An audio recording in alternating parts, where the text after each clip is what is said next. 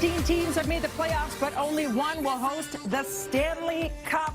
It starts tomorrow, and there goes my prompter. Here to break down all of the first-round matchups is our good friend, Nick Kypreos. I don't have to read that because I know that, and you're here with all the contenders and the pretenders. Nick Kypreos, everybody. Okay, let's begin with the Western Conference, shall we? Yes. Ovechkin. No, Eastern Conference. Eastern. He's in I'm Washington. getting it all right. She knew that. I know my stuff. She knew that. You want to start in the East? That's why we have you. We'll go into the East. Ovechkin, for the first time in his career, he's deemed as a team player, not someone that just looks after himself, takes off all-star breaks, and he did that again this year, but for the first time, people aren't calling him selfish or finding him in South Beach when he said he was hurt. That's not happening anymore. Barry Trotz has done a good job. They finished first place all year, and they really are the favorites to win the Stanley Cup. Although it's a very competitive Western Conference, which you just mentioned, they are the team that really people are expecting to be in a final and possibly win the Cup. By the way, if I got hurt, I would want to recover in South Beach.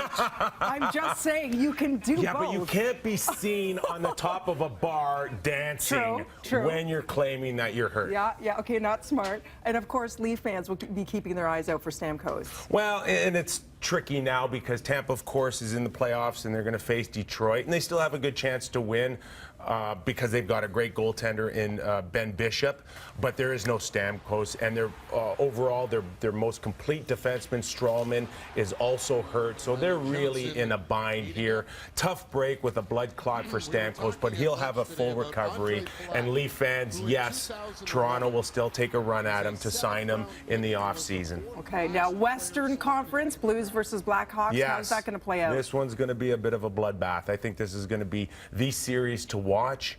We're talking about two of the top teams during the regular season. It's unfortunate that they have to face each other so early, but that's what the league wanted. They wanted rivalries. They wanted within the divisions, so they get that. This one is a pick-em, but I think St. Louis is really in a position better than they've ever been before to really challenge in the Western Conference. I'm taking St. Louis in this, Dina, against the defending Cup champions, because I think it's just finally their time. It just seems like they've got four deep lines. Their blue line's a little deeper, although they don't have anyone in particular that's better than Duncan Keith. But I think from 1 to 6 on the blue line, they're better. Both such exceptional teams. It's too bad that one has to be let go so soon. It's so soon. Right? I don't like it. I know. I don't like it. It feels wrong. I like it building up towards the final. Unfortunately, in this situation, it seems like it kind of reverses. The matchups, the key matchups are in round 1 opposed to round 3 or 4. LA Kings have been doing so well over the last few years. They've been alternating wins for Stanley Cup wins with Chicago. Yes. So how do you think they're going to fare this time? They're ready as well. They're well rested. They missed the playoffs last year. They went out and they got Lucic for a little bit more pushback. He's had a great year. They're trying to re-sign him. Jonathan Quick is one of those goalies that probably should be in the mix when you're talking about the best goalies in the league with Price and Lundqvist, but he doesn't necessarily get that recognition. He may after this playoff because he's one of the best.